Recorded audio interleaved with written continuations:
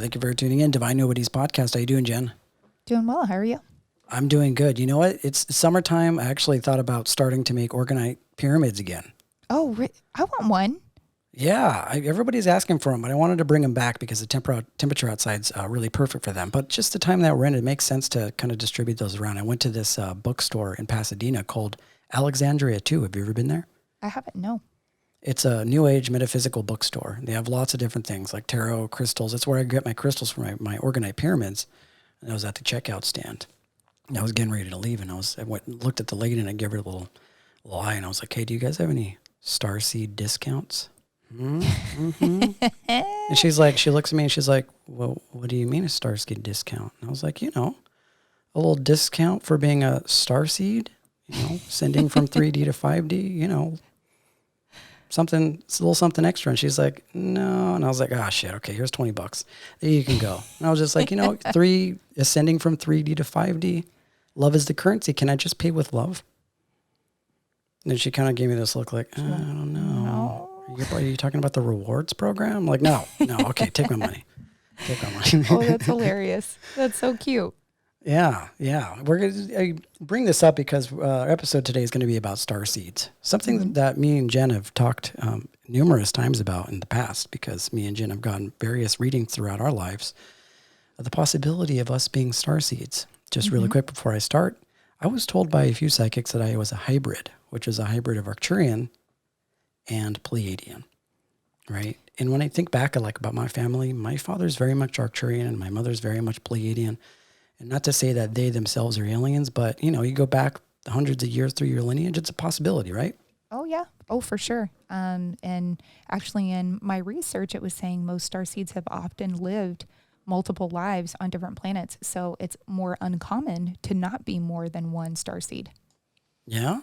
Like a pure starseed and from like a pure Pleiadian is more uncommon than somebody who is a hybrid, which I thought was interesting. That is cool. It's interesting because you run into a lot of people in the New Age community that kind of touch on this, and they do have some really strong beliefs about being a starseed, and that's cool. But one thing I never hear people talking about is like, hey, I'm a reptilian starseed. Oh, never. Yeah. Nobody's saying that. It's just like, Nobody's they don't exist. And I thought about myself, like, why is that? Because they're considered, when you go onto these lists and try and figure out like what star lineage you're from, like the reptilians are always there, but everybody's like, no, that's not me. Yeah. That's not me. So I wonder why. And I thought about, okay, well, maybe those are the narcissists. They're too busy oppressing people that don't even have the time to really, really think to themselves what sort of star lineage that they're from. You're probably right about that. You know what I mean? Yeah. They're like all those really terrible exes. Those are just reptilians. That's how they work. That's what they do. That's what they do. Snaky bitches. Yeah. So we're gonna touch on this subject. It's something that we find really, really fun. And I've read actually a few books. I've read Barbara Messiniak's Bringers of the Dawn, which, a lot of people are familiar with. And then I've also read We Are The Arcturians, of course, by Dr. Norma Milanovic. That's one of the most prominent books when it comes to Arcturian starseeds. And you can go online and YouTube and see a bunch of different people talking about their experience as a starseed. So we wanted to just bring it into the pod, see if we can focus some energy on going through the list of different star lineages there are, and see if anybody that's listening, if any of this stuff resonates with you, right? I like it. Yeah. Well, before we started, I wanted to share a dream that I had. Oh, yeah, I had an alien dream, and it was super, super realistic and kind of funny. So I don't know who I was with, but I was in like a hotel room type situation, and we were watching TV, and then I heard a crash outside and went to the window, and an alien comes running up to the window, and I was like, "Oh, buddy." And I opened up the window. I was like, "Get in here, get in, come on in." And he comes in, and I give him a hug, and just willy-nilly give him a hug like your pals? Willy-nilly, like we'd known each other forever. Hold on a second, Jen. What did he look like? So he was like a dark blue-green color, and he had initially had yellow eyes, and then he changed his eyes to black, and he reshaped his face to have like a more round face rather than a more angular face. And I was like, "Hey, why'd you do that to your face?" And he was like, "Oh, I didn't want to scare you, this is more pleasing to you, so I just, changed my face a little." And I was like, "You're like, yeah, I'm more of a black-eyed kind of woman." Yeah. I'm like, "Oh, okay. Yeah. All right, cool." I mean, you're not intimidating at all. So how he tall started was he? talking. He was probably about my height. So he wasn't any taller than 5'2". He was like You're kind. Yeah. Okay. Yeah, just a smaller fella. And okay. So we're talking, and he was speaking in slang, like a lot like a younger person in their 20s would speak. Like a millennial? Like a millennial. Yeah. I didn't want to call him out. Space slang. That's space slang. Yeah. And so I asked him that. I was like, how old are you? And he said, however many years old, thousands of years old, right? Yeah. And I was like, gosh, you seem so young. And he was like, oh yeah, I just have to pick a voice to use, and I just pick this guy's voice. He was like, I don't know. He was it like Christopher Walken or something? Eckhart Tolle? No, it was a trip though. So, we're chit-chatting, and I'm asking him about his home planet, like kind of what goes on there. And he was like, yeah, they're really strict, and we have like schedules we have to follow and this and that, but it's cool. Like, everything's fine. I was like, so what are you doing here? And he was like, I'm assigned to you. So, I'm here to help you ascend. It was like, both of you and whoever was in the room with me. I don't know who was there. What an entrance, just straight up crashing in front of your house. He's like, hey, yeah. I'm here. Yeah. I'm like, oh shit, sorry. And he came in and he was super interested in the TV, and he was like, oh my God, I love the TV. This is so cool. And he just was going on and on about TV shows that he likes. Oh, that's so cool. And then when he wakes up the next morning, he's like, hey, I'm going to need to use your Tesla. Is that okay? He's like, hey, can I have your Netflix login? He's like, I'm on like episode 6 of Schitt's Creek. Like, I don't want to get behind. Got to catch up. So yeah, it was cool. He said a lot of stuff, but I don't remember. And then the cat woke me up, so I didn't get the rest. Your Lyran cat? That motherfucker. Yeah. Right? God bless him. Don't be talking to those Arcturians. I know. Yeah. Seriously. That old Lyran Arcturian beef. You know what I mean? Mm-hmm. Yeah. He's like, no, this is my human. There might be something to that. Yeah. Because Zeppelin does look super, super Lyran. Yeah. Well, their whole feline race, and we'll definitely get into that. But that's a great dream. And of course, like, cool. There's an underpinning behind that, which is there's support from the alien realm. Mm-hmm. And for that to happen right before the podcast, I think we had already made the intention to do the episode about starseeds prior to that happening. So kind of sets the pace for what we're doing. I like it. Yeah. I was like, thanks for stopping by. Thanks for stopping by. Yeah. Take him around, show him the town, For sure. And he's probably there. And this is the thing we've got to be really, really clear about. And we'll talk about this. Now, when we think of starseeds, especially to people that aren't familiar with them, they think of just, regular alien civilizations. And that may very well be the case. They might be materialized in the 3D. It'd probably be more uncommon to actually see them. But the story that you hear more often is that they're multidimensional sort of travelers, which is that they exist in alternate different dimensions. So between 3 and 9, and probably goes up from there, depending on what type of civilization that they are, you're more than likely to communicate with these aliens through type of mystical experiences or meditation or trance-like states. This is more or less how they communicate to people like Bashar or Abraham Hicks. They come as channeled messages. Mm-hmm. And those books like Bringers of the Dawn or We Are The Arcturians, these are typically channeled messages that are dictated into the human language, and they try their best to try and interpret the message the best that they can. So we're going to get into it. So I think for the most part, everybody, if you're human, and I don't want to be divisive either. Like people are like, well, they're starseeds and then they're not. No, if you're an alien, if you're a human being on Earth, you're an alien, whatever way that you want to swing it, because we're in this universe that's more or less eternal and infinite. And we're just as alien as any other alien race. Now, this is about the recognition of previous sort of lives as other alien civilizations. So, for the most part, I think everybody's a starseed. And you may gain some recollection throughout your life of what type of alien civilization that you're a part of. And that will sort of slowly unravel. So the theory was introduced, starseed, was introduced by American author Brad Steiger in his 1976 book, God of Aquarius, and he described starseeds as humans who come from a special gene pool linked to visits by extraterrestrials. And starseeds are essentially souls from alternate worlds that have chosen to incarnate on planet Earth. They're ancient souls who possess deep spiritual wisdom and have been dormant before choosing to share their gifts and knowledge with the beings of this planet. And basically, so a lot of us come to Earth with a very specific type of mission. And if you've read those books, that mission is to awaken humanity, awaken a large sum of humanity that has fallen asleep through the process of awakening. And one thing that I did want to stress is that a lot of these alien civilizations have thousands of years of wisdom and technological advancement behind their belt. So they're much farther along in both technology, but also spirituality. Oh, yeah. Right. And a lot of one thing that you do feel once you start getting more into the spiritual is that the body's very limited. Mm-hmm. And the ego is a perfect example of that. So what happens is when you make the decision to incarnate onto Earth,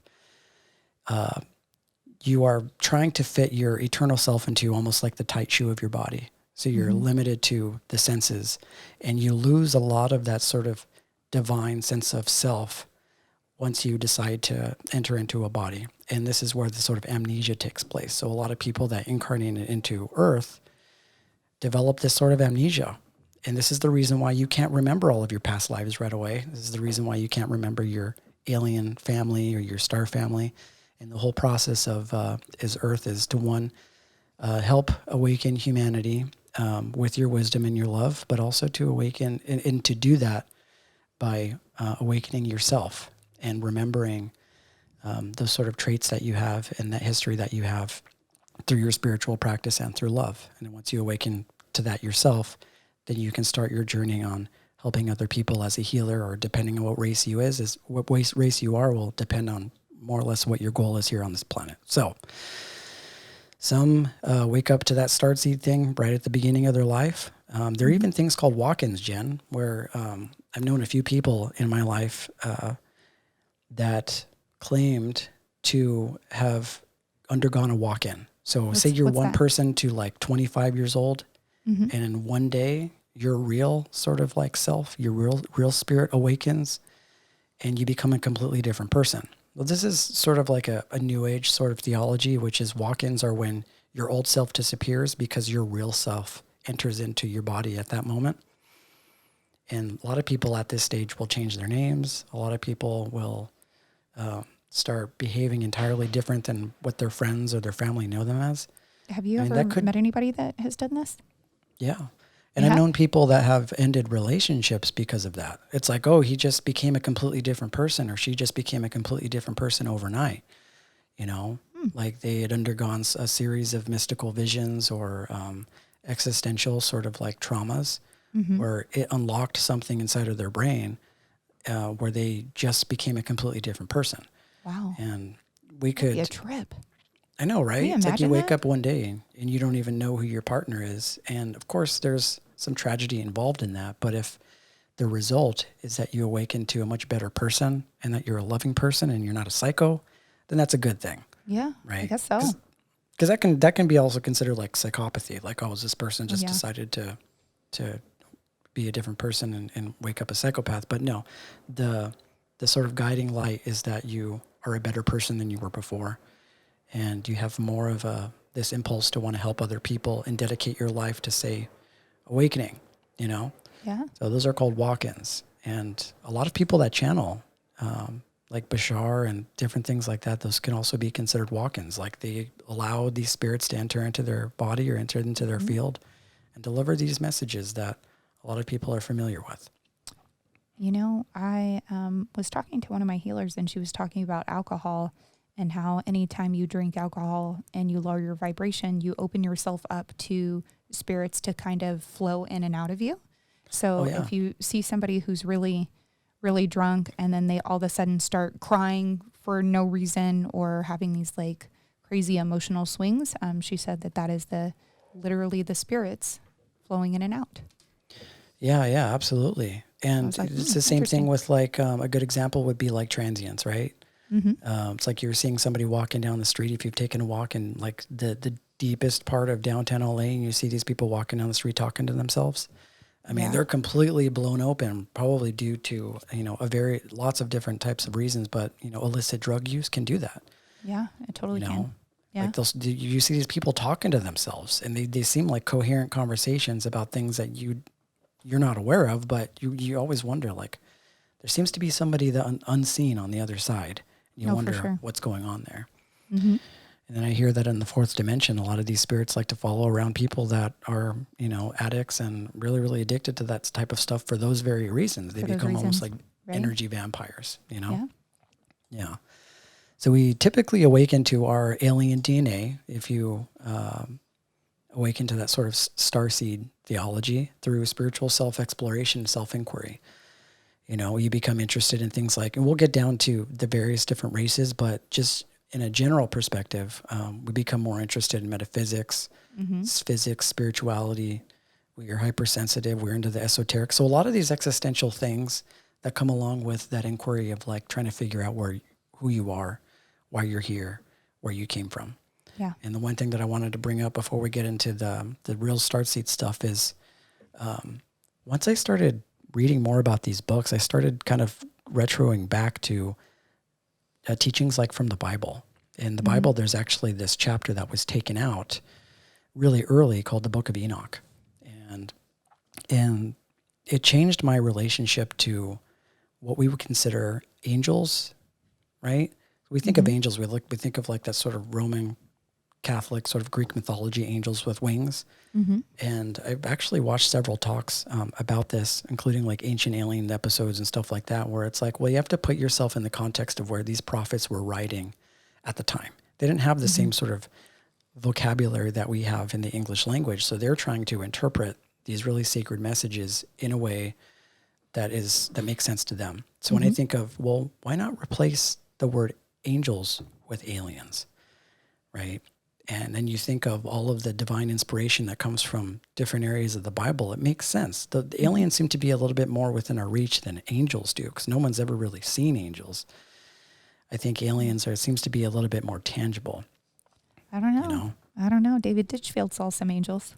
Well, yeah, but you got to die in order for that to happen, right? Yeah. Like we have UFO stories coming out right now, and people are seeing them on the tube, and it's one thing that's sort of at the forefront right now. But anyways, so there's this Book of Enoch, which talks about, it was removed from the original canon, and Enoch, just really quick, was the great-grandfather of Noah. So this was actually written around the time that Genesis was written.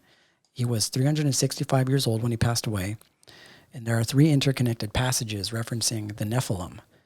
The Nephilim being these sort of like hybrids of aliens and humans. So that's a good word. We need to add that to our list. Nephilim. The Nephilim. Yeah. So 2 of them, there's 2 verses. There's one on Genesis 6:1-4. And there's one on Genesis 6:4. And the reading says, the Nephilim were in the earth in those days. And after that, when the sons of God came into the daughters of men, and they bore children to them, the same were the mighty men that were of old, the men of renown. And the Nephilim, according to the Book of Enoch, were fallen angels. Okay. And they were offspring of angels and humans.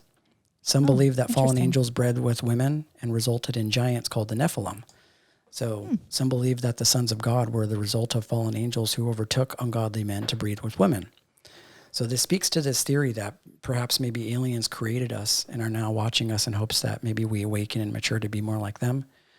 And, it could have been the Reptilians. They could have been referencing the Reptilians. So it kind of speaks to this whole, back then, there were aliens that came from the sky, angels that came from the sky, and started having intercourse with regular human beings and created this sort of hybrid race, which they weren't supposed to do. But because they did it and they created these giants, these Nephilim, I imagine that they created this entire civilization. And I think the aliens had an obligation to watch over them. Yeah. And perhaps maybe that's our connection to them. Interesting. Yeah, cool stuff, right? Yeah, very cool. Yeah. So what do we want to start with, Jen? We got a lot of different alien races to cover. Let's start with the most common. Let's go with the Pleiadians first. Ooh, the Pleiadians. Yeah. The Nordics. The Nordics, the record keepers of the earth. So this is actually where the Akashic records are held. The Pleiadians got them? Mm-hmm.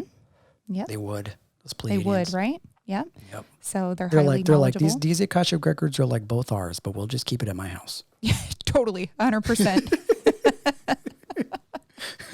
Yes. So they're here to help the human race evolve. That is their primary purpose. And they exist in the fifth dimension, and they are the birthplace of love and creativity. Yeah. So Pleiadian Starseed is a soul whose origin is from the Pleiadian star system, right next to the Orion's belt. Yeah. So just like other starseed races, the Pleiadian Starseeds are old as fuck, right? They've been around for a long time. They have, but aren't they one of the younger ones, like compared to the other?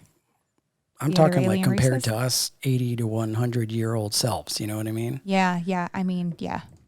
Yeah. I mean, but of the alien races, they're one of the younger ones. Oh yeah, like the Arcturians are like way older than them for sure. Yeah. But I think I think that's the reason why they have sort of like this lightness and this love to them, right? So they're highly evolved souls. They have a very, very specific task, according to Barbara Messiniak's Bringers of the Dawn, and something that people that are listening to this episode probably know more of, which is helping humanity evolve from 3 to 5D, also called the New Earth. They're multidimensional beings. They exist in several different dimensions, and you know, through a process of meditation, can reach out and speak to them. They're part of the sort of Council of Light, you know. Absolutely, and a lot of Pleiadians are actually female, which is interesting. And there's about 75 million Pleiadians on Earth at any time. Yeah, and this too, because I've affiliated myself with Pleiadians, and I thought about this too. Well, this doesn't mean that you consider yourself a female. Like it doesn't. I'm not talking about it's just like feminine energy. Yeah. Yeah, it's not a gender affiliation. This is a female type of energy. So if you're a guy that's more in touch with your feminine side, there's a chance that you have that sort of the DNA running through your system. Yeah. Right. Absolutely. People are like, well, what do they look like? And a lot of people have their own sort of versions online that you can look at, right? A lot of people online use the same images, and they look like Nordic aliens. And I guess apparently they look more Scandinavian. Totally. Tend to be really tall, light skin, blonde, light eyes. Yeah. And high cheekbones, long, skinny, and angelic. Yeah. Absolutely. Right? One thing that this makes me think about is, remember that Joe Rogan episode where Travis Walton was on from The Fire in the Sky? I don't think I listened to that one. Well, you know the story, right? The Fire in the Sky, that movie Fire in the Sky was like out in like the early 90s. And this is where he was abducted by an alien spaceship in Arizona. Yep. I remember when he was on the table inside of the spaceship, he was talking about, like, he was so freaked out because these aliens were probably freaking him out. Remember when he reached for that thing and tried to swing at him? Yeah. And then the aliens left. And then he said another being walked up to him that looked, blonde hair and blue eyes and white, but it wasn't a human being. Mm-hmm. Right. And I thought of that, well, maybe that's a Pleiadian. Yeah. I would say so. It had all the attributes of being a Pleiadian. You know what I mean? Very cool. Yeah. So some of different other attributes. Yeah, characteristics. If you think that you may identify with a Pleiadian starseed, some characteristics would be these people are true humanitarians, and they're very empathic and very family oriented and attracted to children and animals, and may exhibit a strong feminine energy, as we talked about before, but also perfectionist and people pleasers, and oftentimes to their own detriment. So very polite, very soft spoken. And if you know a highly sensitive person, they are also characteristically could be a Pleiadian. So and that's one thing that's definitely important to bring up. Their throat chakra has been said to be one of their weakest chakras because they have difficulty communicating their needs, suffering burnout, things like that. So you said people pleasers. Yeah. And the sort of dark sort of shadow side of this is that a lot of people that kind of feel that they're Pleiadian starseeds tend to get themselves into quite the tizzy when it comes to toxic relationships. Yep. Right? Because they're healers. They're like healers at their deepest core. Like they love love. They're powerful healers. They're honest. They're givers.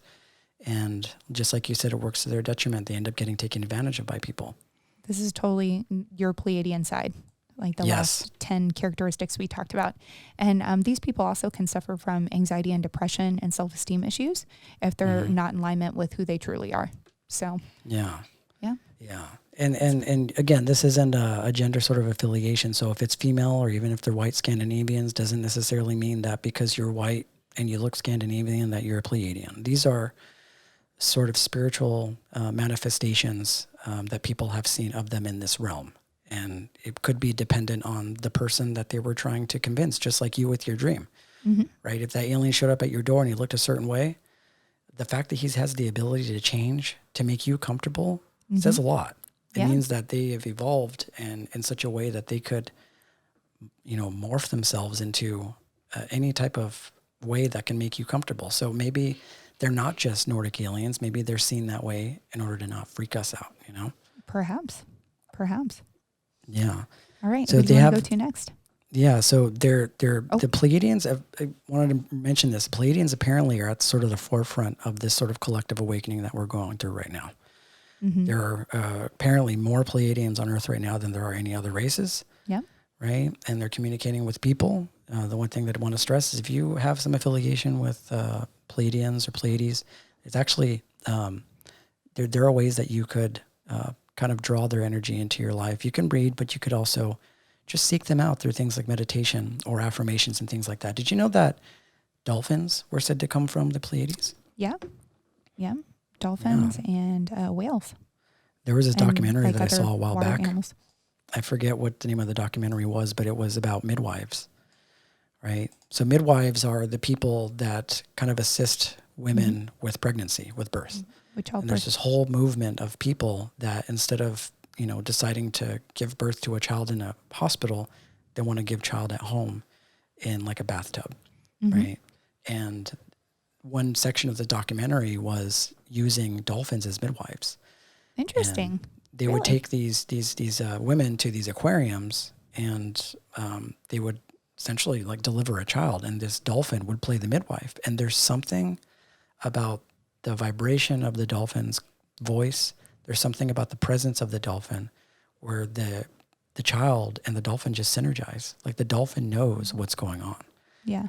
And the baby knows that the dolphin is there. There seems to be this sort of change in behavior between the dolphin and the child.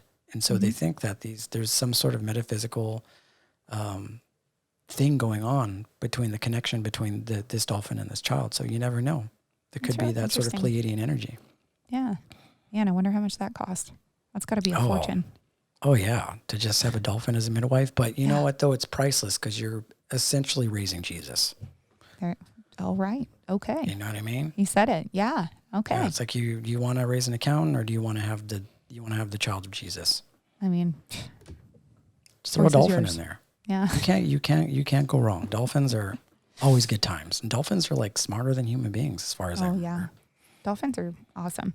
Yeah, and they like to get fucked up on pufferfish. Do you know that? Yeah. So they like to party too. Good. They do like to party. Just like Jesus likes to party. There's some good YouTube videos on that. Yeah.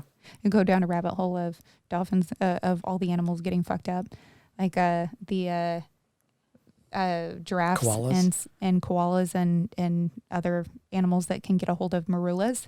Monkeys love them too, the marula fruit, and they get super, super drunk on them. And elephants love marula too, and to see a big ass elephant stumbling around, it's hilarious. Yeah. Oh my God. Did you know that, like, I didn't know this for a long time, but koalas are like just perpetually stoned all the time off of eucalyptus. My man. Yeah. And they get cranky when they don't have the eucalyptus. You know that? Like people see them as like these really cuddly sort of like animals, and they are. They're like cute as fuck, right? They're so cute. Yeah. When they don't have the eucalyptus, you got to watch out.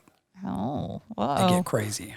Yeah. Like they go through some level of withdrawal. I don't know what it is, but isn't that interesting how I like it. It just seems sort of natural for life to explore these alternate sort of dimensions, you know? Yeah. Yeah. Let's go over the Arcturians, Jen. Okay. What you got? All right. Arcturians. So these people have super strong personalities, and they're part of one of the most advanced civilizations in our known universe. So they're from the Boots constellation, and so or some that pronounce it Booties constellation. Booties constellation. Yeah, so sounds about right. These are the people that are like super logical thinkers into science and technology and architecture and that kind of thing. So if you know this personality type, they could possibly be Arcturian. And as with any of the other starseeds, they're also interested in metaphysics and natural healers and all of that. But these guys are like super charismatic too, and very passionate about their work, but also super logical. Yeah. And highly intelligent, motivated.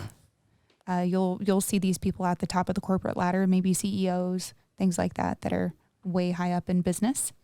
Yeah. And if they're not, they're typically very gifted in the art of divination and tarot.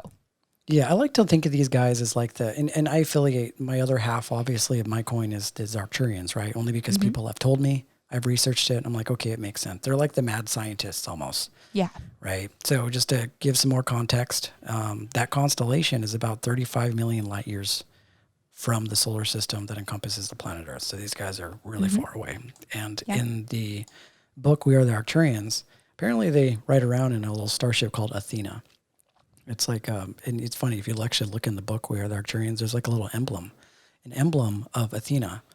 And it's pretty cool. Thought of getting it as a tattoo. And you know what's interesting too is one of my girlfriends in high school was named Athena.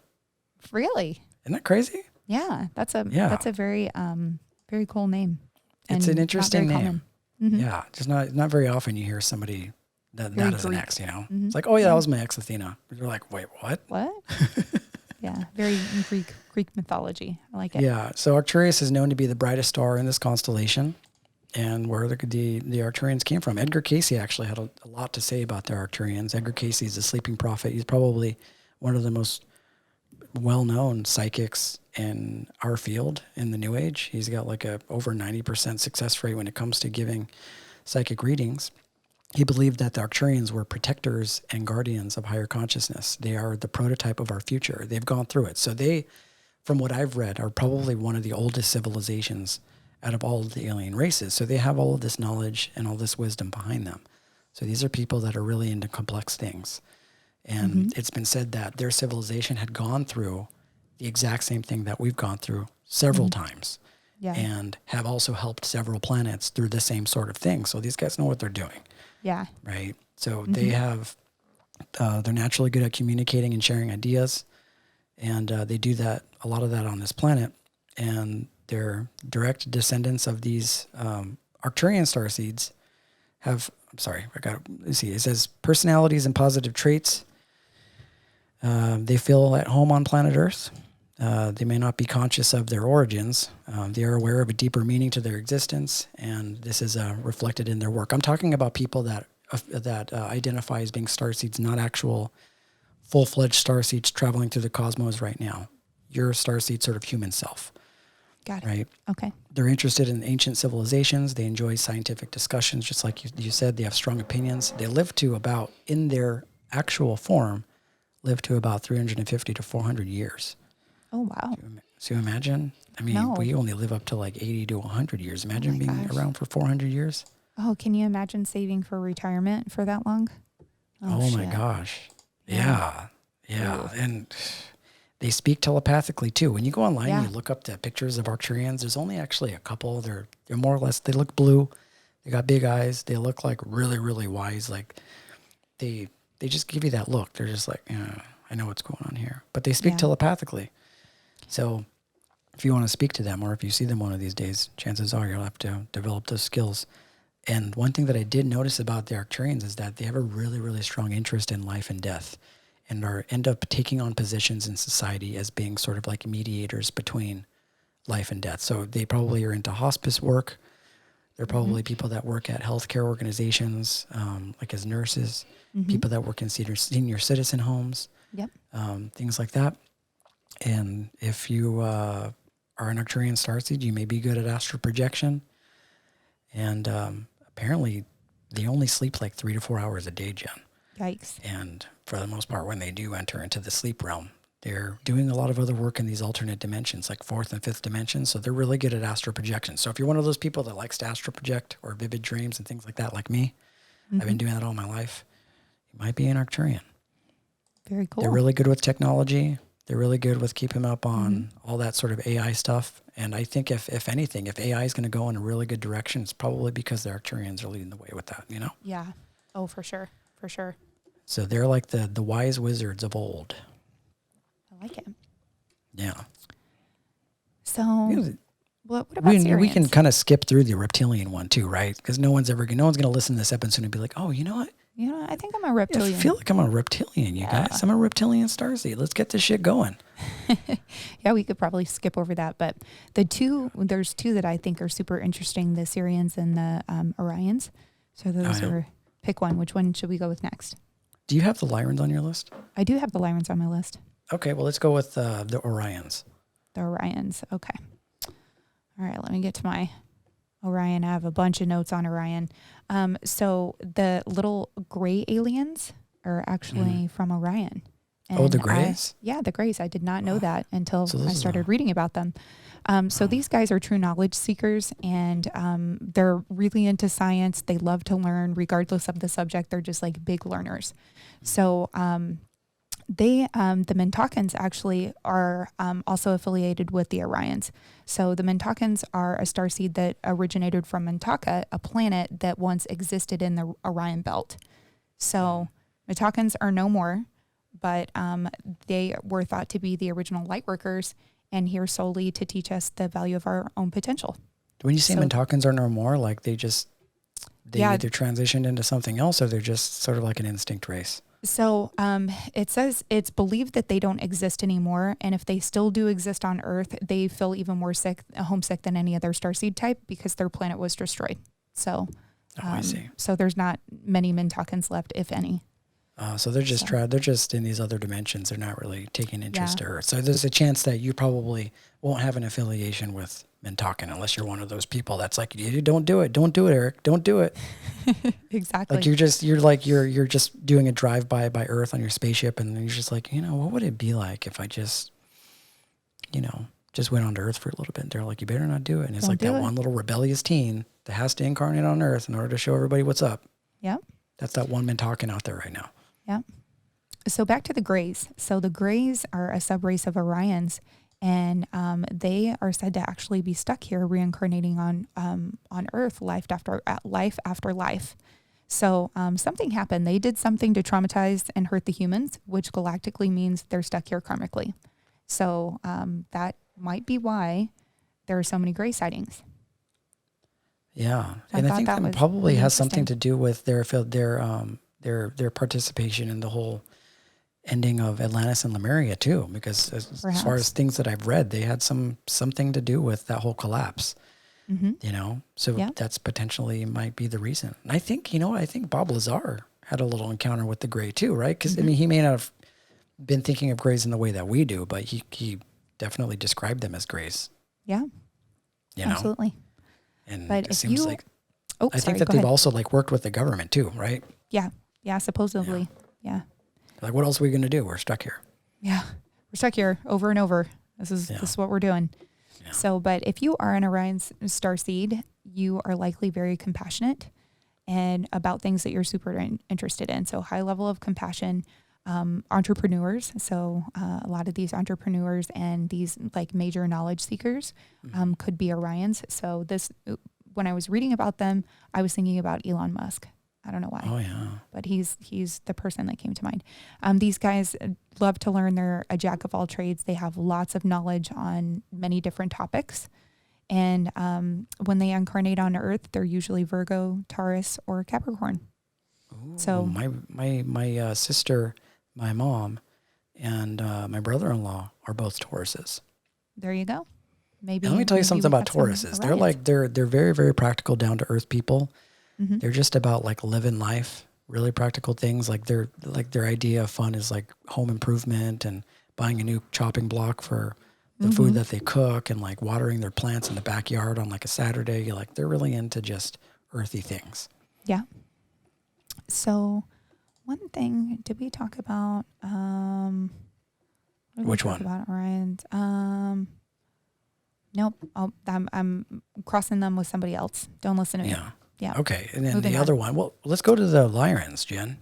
Oh, the Lyrans. I am super interested in the Lyrans. I think that they are so cool. So yeah, you brought a Lyran into your family. Your little Maine Coon is a Lyran, probably. He is. He looks like one. I mean, he's cool. We'll have to post a picture of him. He's cool looking. He's just a really big ass gray Lyran cat. Yep. And he can talk. So there's that. Yeah. It's very, very creepy. I feel like all cats can talk. They're just too lazy to. For sure. They're They like, communicate in other ways too. They're like, I could talk, but I just went on living my life. Yeah. So Lyrans, we're talking about cats because apparently they're more cat-like and feline. Yeah. They come from the Vega star systems, and they're some of the oldest souls in our galaxy. Their knowledge is said to have contributed to Atlantis and Lemuria. They helped out, as well as the element of fire. They come from a number of planets that are linked with the Lyra star system. And I guess some different traits that they have is that they're cat or bird-like creatures. If you're somebody that, and I've actually read up about this, and there are people that identify with them, they tend to look more feline, right? People that have higher cheekbones, they have more like stronger sort of animal, like cat-like features. And not like Joan Rivers, because she got a lot of plastic surgery to look that way, but kind of.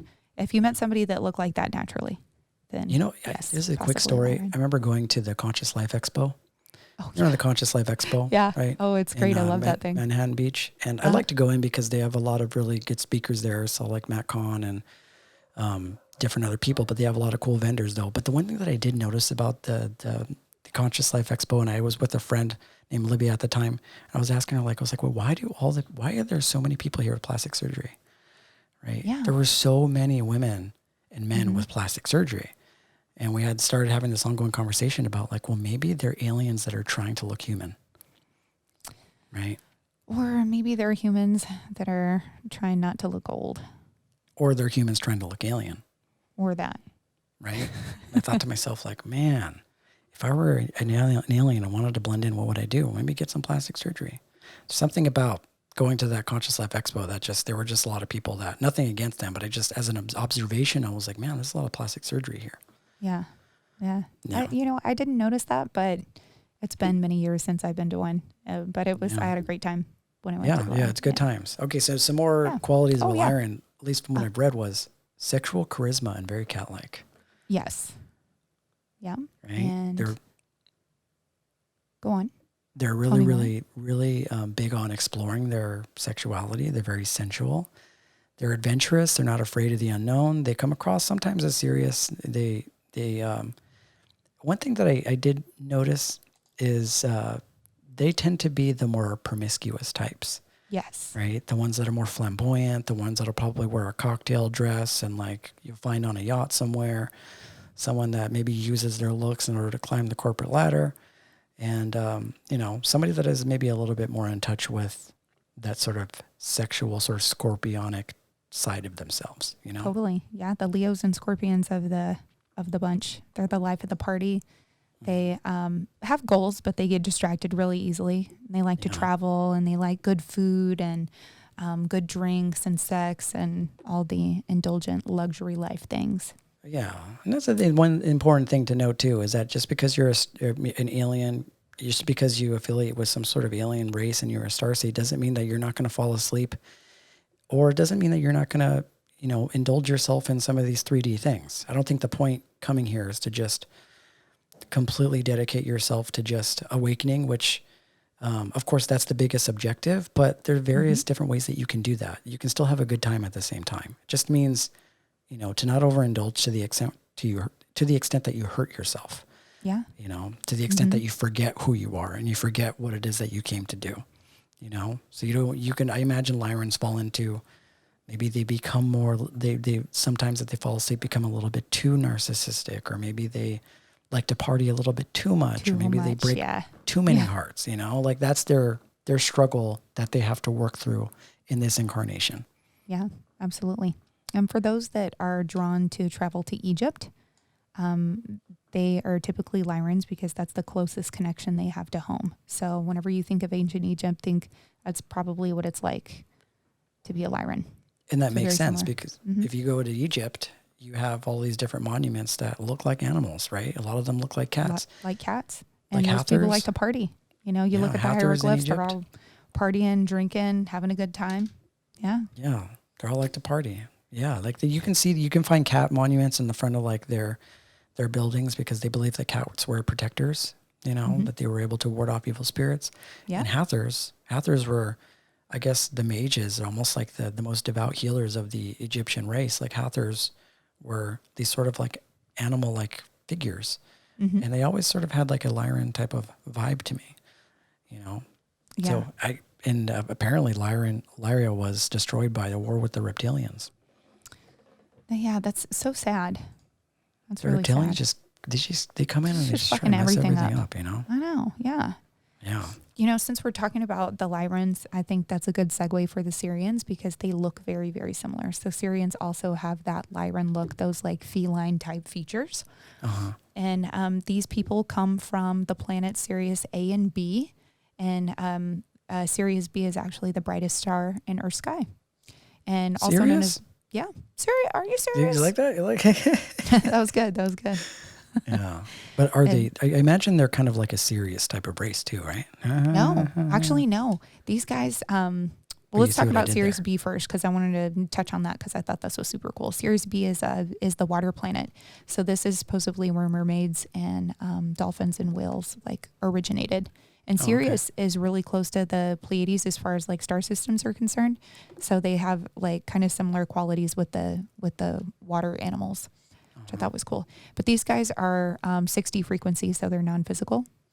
And let's see, they are the peacekeepers and the guardians of the world. So their aim is to help us with our evolution and guide us through times of turbulence, which is right now. Where you at?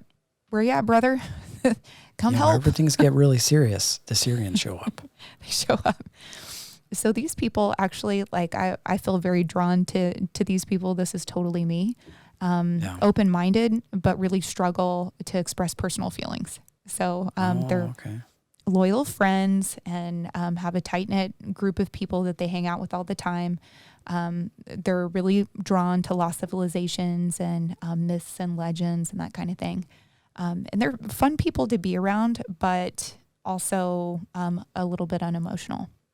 So if you were attracted to that type of person or you feel like you identify with this person, maybe you are Syrian. So, and as far as what they look like cats, but also have a love for dogs and wolves. How about that shit? Yeah, I feel like you're talking about yourself right now, Jen. I know, right? That's what I was like, these people sound just like me.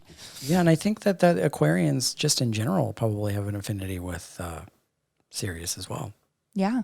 I mean, that's a good question. I'm not sure what star sign was affiliated with them. I didn't put that in my notes, but also fascinations with mermaids, which I think is every little girl though. I mean, mermaids are pretty fucking cool. Yeah, that's until you get older and realize exactly what Grimm was talking about. They were like considered the sirens, at least from literature that I've read. Like the mermaids, I imagine, of course, they're a really big part of the goddess movement, and there are probably really amazing mermaids out there. But they've been said in history to be like the sirens. They like lure you in, and then they drag you to the bottom of the ocean and suffocate your ass. Yeah, that's a woman for you. But they did that to the pirates, and those guys were kind of scumbags, anyways, right? Yeah, so it's like maybe they were doing God's work. Agreed. Yeah, there you go. Yeah. And Ariel was hot too. So she was hot. Ooh, yeah. And I love a ginger. So oh yeah. That's my jam. So I would love that. I would love to just like wake up one day and like look and like see her combing her hair with a fork in the mirror. Oh, hilarious. Like, all right, Ariel, it's time to go. So I thought this was cool about Syrians too, that they enjoy tattoos, piercings, and expressing themselves artistically through clothing and accessories. Oh yeah. Yeah. Probably makes up a lot of the influencers on IG right now. Yeah. Yeah. I mean, right? Yes. Yeah.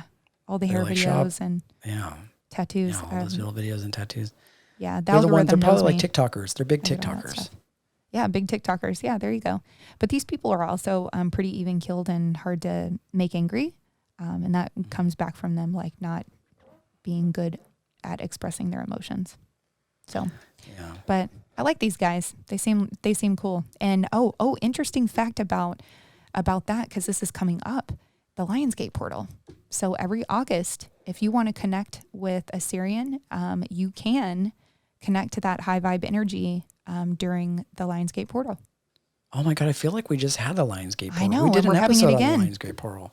I know. We're August. going to have to revisit the Lionsgate portal and talk all about this because that was kind of a big deal when we looked at it the last time. Yeah.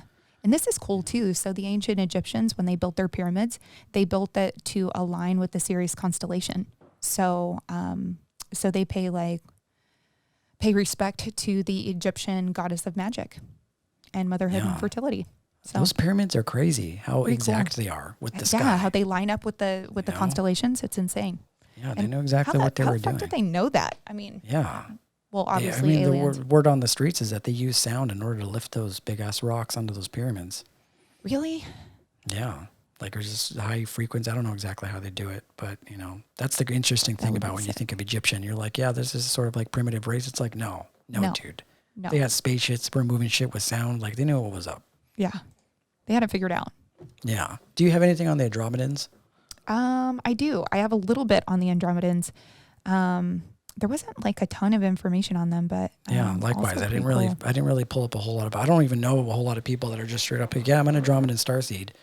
So this is crazy, but my one of my best friends from Texas, her sister named her daughter Andromeda.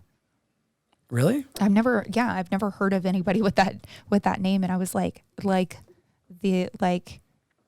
Andromeda, like the constellation, and she was like, yeah. I was like, oh shit, okay, cool. So these are actually our galactic neighbors. They're only 2.5 million light years away. Oh, so really? They're the closest to us. Yeah. I like to almost see them almost like millennials in the way, at least from what I've read online, is that they love their freedom. They love traveling. They're more than likely to live off grid. They're entrepreneurs, of course, but entrepreneurs in the sense that like they don't want to conform to the sort of systems version of success. They want to have their own business. They're likely to have like little boutique shops or like sell crystals and things like that.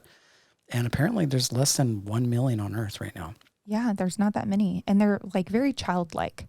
So they're referred to as like the children of the Earth. So if you meet one of these guys, they're likely going to be a little innocent and kind of childlike, but not childish, if that makes sense. Yeah. So childlike, little fun and kind of sprightly, but not not dumb. They're more than likely have like a really, really large archive of funny dad jokes. Totally. Yeah. And most of them are introverts. So because they communicate telepathically. So if they're on Earth, they're typically introverted. And they like to just kind of sit back. They remind me of you in a way where they just like to observe. So they'll sit back and watch other people. And then when they start to warm up, then they'll have a conversation, but they want to deep dive. Oh, yeah.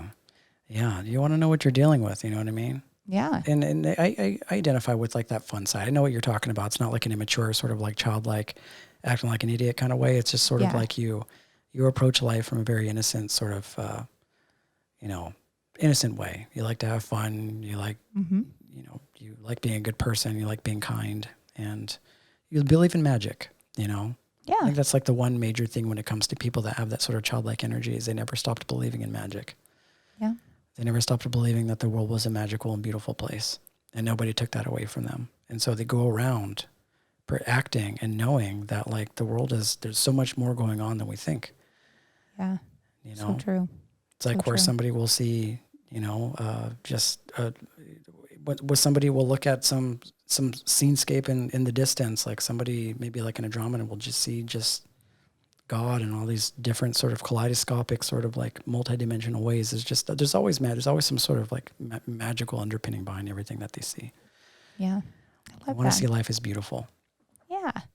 And so if you happen to be on Earth and you think you might be an Andromedan, you would more than likely be drawn to being a tarot card reader, Reiki healer, a writer, a counselor, a musician, an artist, a teacher.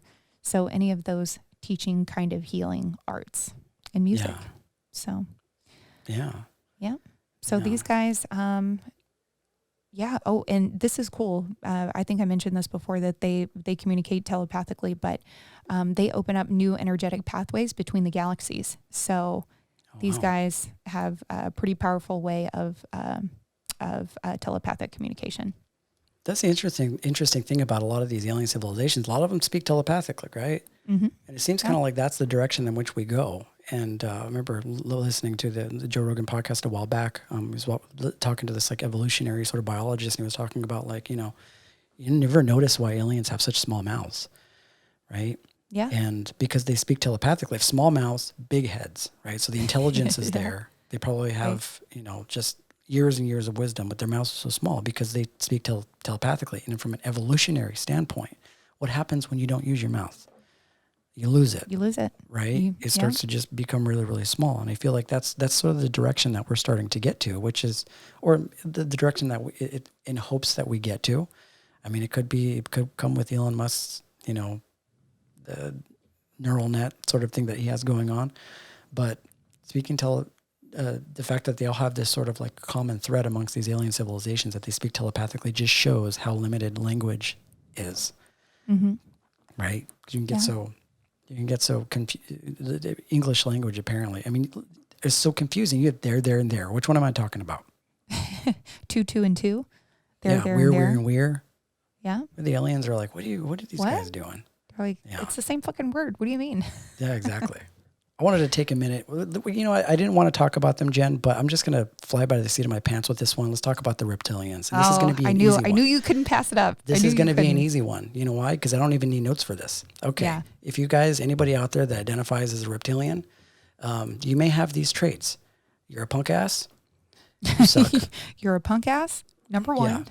Yeah, punk ass number one. And then you suck most of the time, right? Probably in various levels of suckage, right? You're savage in all the wrong ways. You're one of those people that ends up eating the other person's fries while they're not looking. Yeah. Like that's definitely a reptilian type of quality. Yep. You know, like you cheat on your girlfriend, you steal things from Macy's, and what are some other qualities that a reptilian would have? Yeah. If you run into a reptilian, it's hard for you to understand that people could be that cruel and mean and malicious. So if you run across a person like that, more than likely they're reptilian. You're like, really? How could you be that way? Yeah. Yeah. How can you suck this much? That much. Yeah. So if you're somebody that affiliates with the reptilian, I'd say to check yourself, because it's not a good thing. Yourself. There's got to be some reptilians out there. If these civilization has been around for so long, they couldn't just exist for the sole purpose of just oppressing people. Like, where did they somehow lose their direction? Like, it almost seems like they are hardwired to suck forever. Yeah, that's a great question. And why haven't why haven't they evolved? Why haven't they seen like, man, we've been really messing some shit up. At some point you have to reflect and be like, well, why do the Andromedans not like us? Why do the Arcturians not like us? Why do the Pleiadians not like us? They're just like going around not knowing any of this. Anyways, I didn't want to spend too much time on that, but if you want to know if you're a reptilian, you probably suck. Yeah. I mean, if you're interested into manipulation and manipulating societies and cultures and impeding technological development and just all around starting shit, you're likely a reptilian. So thanks. Exactly. And depleting the planet's resources. That's another great trait of them. That's reptilian all the way. Basically somebody that just is reptilian brained, right? Like they're just they move by instinct. They move by instinct, very superficial, very materialistic. They don't really have much heart powering their spaceship. They're just looking to get a one-up over other people. So, FYI. All right. That's a good one. All right. Now, do you want to go on the other ones? Because I wanted to go over some disclaimers. Okay. I want to go, I think, over one, and only because I'd never heard of these people before. So I'm just going to brush over it. The Hedarian Starseeds. Have you heard of them? How do you say it? Hedarian. Hadarian. Hedarian. Wow. I don't even know. I've been around for a while, but I've never heard of that one, Jen. Yeah, I haven't either. So these guys are from Beta Centauri, and they are all about unconditional love here on Earth and to spread more of it. So their story is they were invaded by a tyrannical race of beings, and they had to leave their planet or be enslaved. So they are just lovers. So they are the alien hippie. So. Oh, okay. Yeah. So I thought that was kind of cool. I was like, okay, so they They may come across as hippies and preaching about love. These are people that want nothing more in life than to develop strong relationships and love and friendships, and just want to be there and help you and help others. And and they feel they only feel happy and fulfilled whenever they're in a relationship. And then of course they're highly. Maybe there were a lot more of them during the 60s. I can imagine like someone like Timothy Leary being one of these people. Totally, yeah. So Timothy Leary, Terrence McKenna. Yep, because their goals are not aligned with money or financial success. It's all about love and helping others. And of course, that makes them highly empathetic. So you're not going to find these people in a corporate job. They're going to be philanthropists, humanitarians, counselors, things like that. Did you get any notes about what they look like? No, I don't have any notes about what they look like. I wish I did. Yeah. Well, that's okay. Yeah. There's characteristics are there. How do you say the name again? Hedarian? The Hedarians. Hedarians, yeah. I'm going to Google it real quick and see if there's any information on what they look like. Yeah. So one thing to point out is we've gone through a large stretch of these ones. And if you've identified with at least one of these things, I wanted to take it back to something that I remember reading from Barbara Marciniak's Bringers of the Dawn, which is, it is probably that we are celebrated. We are celebrated across the entire cosmos for deciding to incarnate to Earth, because it is widely known throughout the cosmos that Earth is one of the hardest places to move, one of the hardest places to live, because they acknowledge that it's so limited here. And limited in the senses, limited in what we can understand, the knowledge that we can take in. But there's definitely some opportunity for growth there, because when we meet with a lot of resilience, growth becomes the catalyst, right?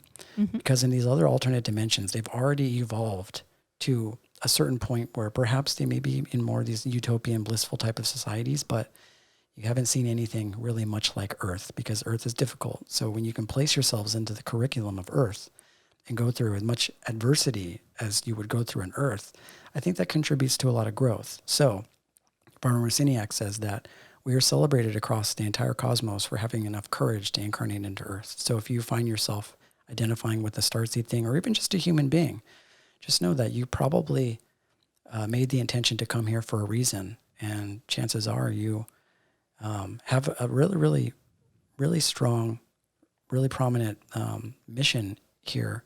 Not even just to awaken humanity, but to also help yourself evolve.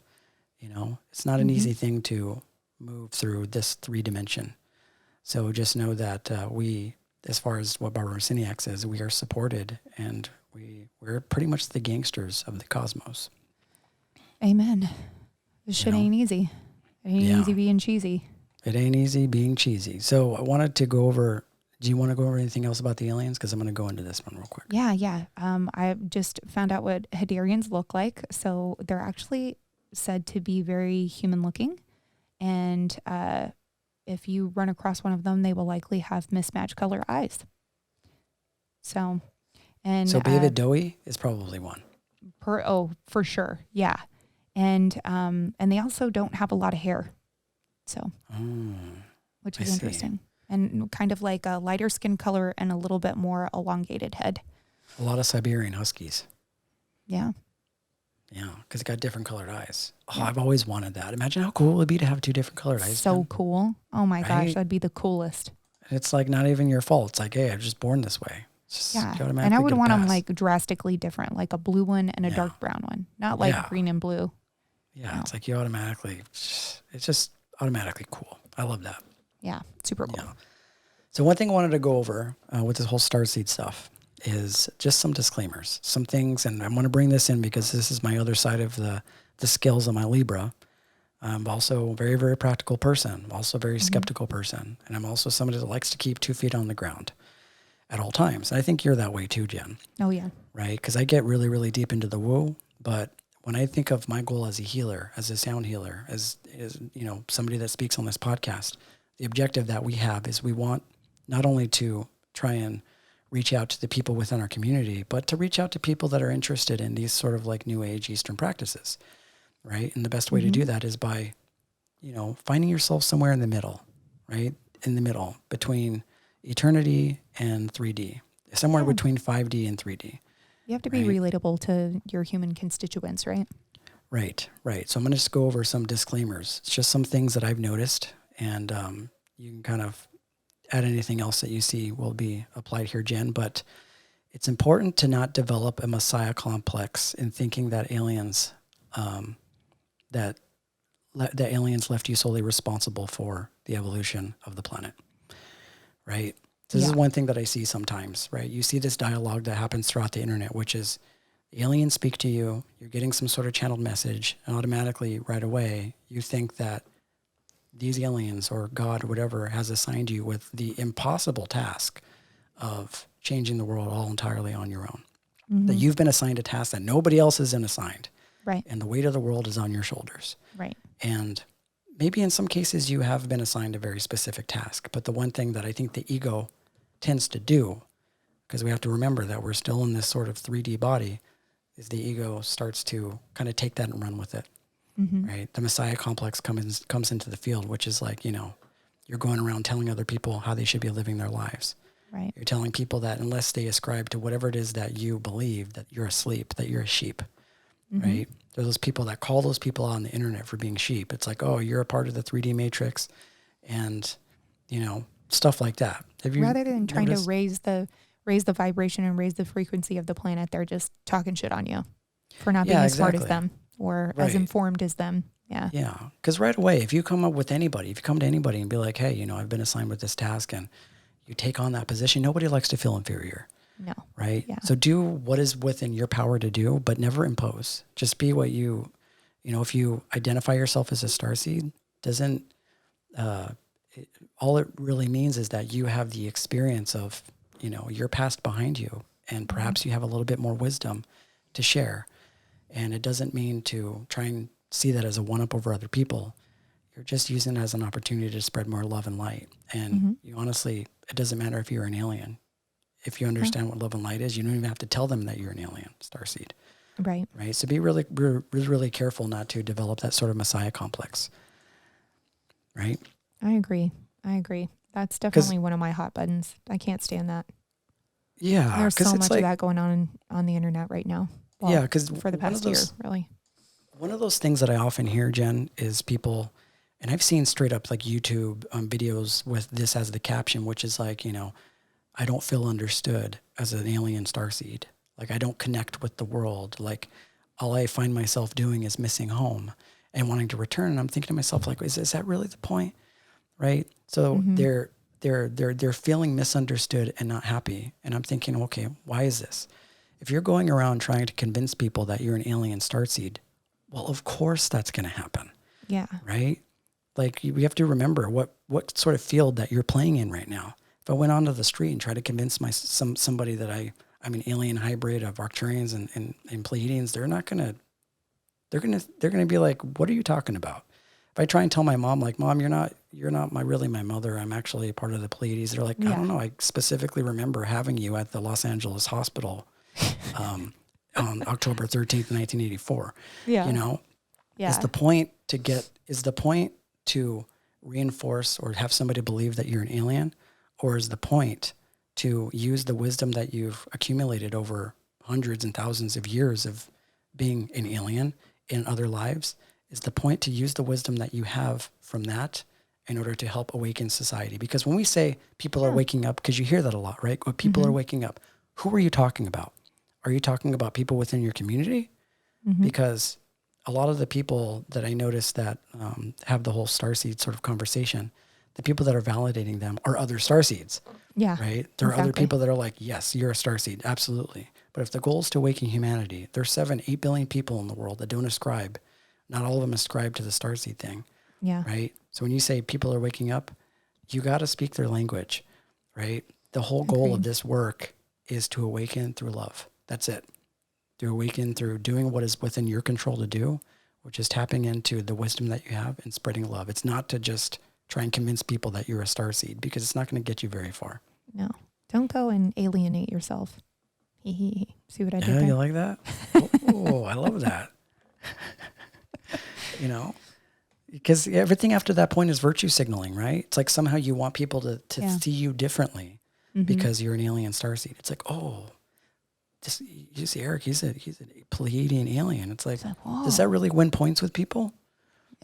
I guess. I mean, I don't know. You know? To people who care. Most people don't really care. Yeah. And I'm not crapping on the whole starseed thing. I think it's really important because I have an affinity to Arcturus and the Pleiadians.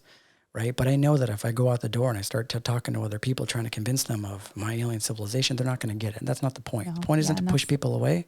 Right. The point is to be a good person. Right. So those people that feel like they're disconnected or they feel like they're unhappy, they miss their planet. Well, you're automatically reaching outside of what your initial goal was to do. Exactly. Right? Your whole goal is not to want to return home or miss home or somehow ostracize yourself from the humanity that you're trying to awaken. You got to participate, right? Yeah. So you can keep that remembrance and hold that remembrance and that wisdom inside of you. Like, okay, well, I'm an Andromedan. My job here is to not miss my planet, but to try and cultivate more love here because that's what happens on my planet, right? Yeah, exactly. It's important not to use this as a form of escapism. Oh, yeah. Right? That's the one thing that I see too. You know, people are fed up with their human affiliations, right? If you're an American, especially in the West, it's like, man, these governments, these corporations, these are oppressing everybody. It sucks to be human right now. Yeah. So what am I going to do? I'm just going to create another sort of alter ego and call myself a starseed alien and just change my name. I mean, if you want to do those things, that's fine, but I want to make sure that people aren't subscribing to the whole starseed thing as a way to run away from the person that you've been for like the last 30 years. Right. You know, from the reality as we know it as the human being that you are on this planet. Yeah. Yeah. You can't hide from that. Yeah, you can't hide from that. And there are if people you try, you're going to end up reincarnating and coming right back here. So yeah, coming right back here. And then you're going to have some one of your other pals are going to have to incarnate and get your ass out. Yeah. You know? Yeah. And I think, you know, it's natural for a human being to want to feel unique and special, and that's totally fine. Right. But you don't want to use that thing as a form of like virtue signaling or as a way to try and get special treatment from other people, you know? Yeah, I agree. Like you have to also acknowledge the fact that, I mean, the earth is a beautiful place. The miracle of life is just being alive and being human. So the whole point isn't to just completely leave your humanness and try and embody your sort of starseed self. The whole point is to use your humanness and your sort of starseed lineage in order to help awaken humanity, you know? Agreed. Beautifully said, friend. I read some articles recently, Jen, about like this whole war that's happening on TikTok between, you know, there's this woman called Unicult online. What is that? And she essentially has a cult. She has a cult where she charges people an application fee of $11 in order to submit an application to join her starseed cult, right? Shut up. Are you serious? Yeah, and she identifies herself as a starseed, and she gets this whole community of people to buy into this whole thing. Oh my gosh. To be honest, at least from my perspective, it's a total scam, right? Yeah. Because this is all sort of influencer bullshit. Yeah. Right? Like this is somebody that openly talks about like, oh, you'll know you're a starseed if you can identify with the world in which you live, if you feel like an outsider, if you feel bored with humanity, just complete polarity, sort of divisive sort of talk. Yeah.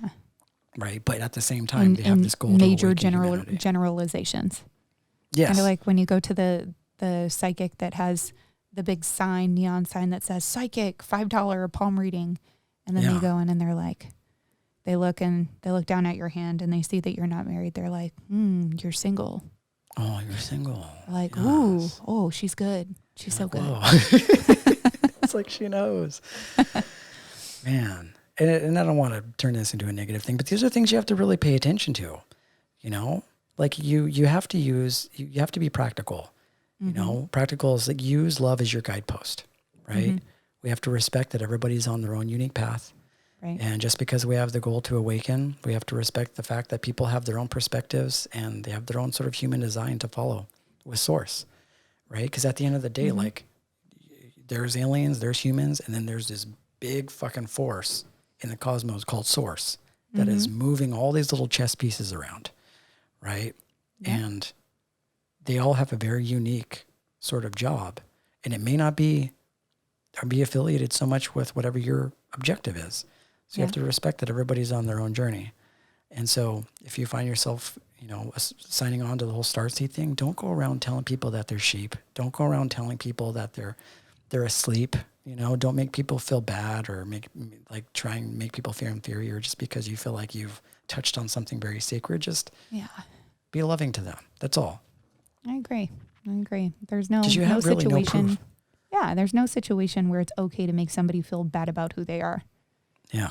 There's not one situation where that's okay. So don't do it. Yeah. Because at the end of the day, we have no proof. There's no visible evidence. Yeah. No noticeable traits unless you're, like an RH negative blood type? Yeah. Jen's an RH negative blood type. I am, yeah. Yeah. Yeah. You can read up a whole bunch of books about that. RH negative, it's very, very rare. And you even have this little tribe in Sweden or Scandinavia of just all RH negative people. Yeah, which is totally bizarre. But yeah, we'll have to talk about that because there's a really good Ancient Aliens episode on the History Channel about that. So what is the RH negative thing? You can give blood to everybody, but you can't get transfusions. Right? I can get a transfusion, but only from my blood type. So only from O negative blood. I can't have anyone else's blood, but everyone can have mine. Yeah.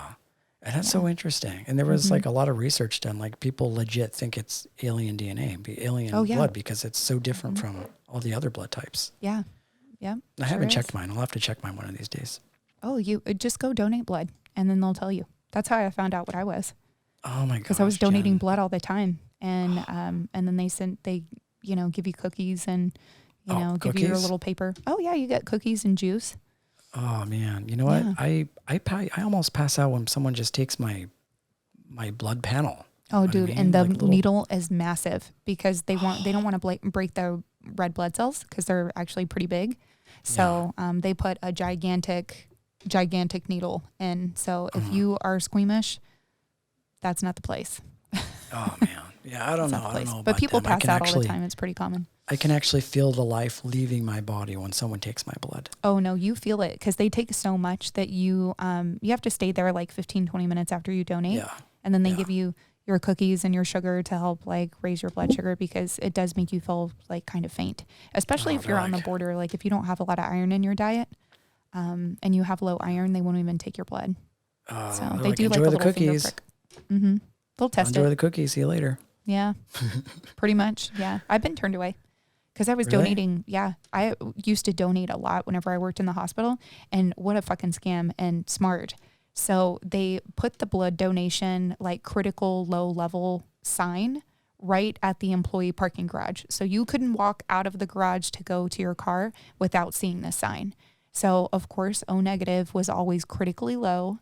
So I'm like, all right, I'll go donate. It's critically low. I'm O negative. I'll do it. So the benefit of that is we actually got PTO. Every time we donated, we got a half day PTO. Oh, and PTO is paid time off for those that aren't familiar with the acronym. Yes, yeah. So got a little time off, got some cookies, got some juice. So I donate they don't let you donate very often. I donate every 3 months. All the things an Andromedan would love. Mm-hmm. Yeah. Yep. Yeah. So those are all the starseed things. That's it. I'm going to end that with, don't get too lost in where you're from. Just use where you're from as a good guidepost, right? That's right. Arcturians are very wise. Don't go around trying to sell people into thinking that you're Arcturian. I mean, you can do that, but if you want to talk to the big cheese at work and help him awaken, I don't know that you're going to score a whole lot of points by trying to tell him you're Arcturian. Maybe don't There's something start about there. that. Yeah, don't start low level.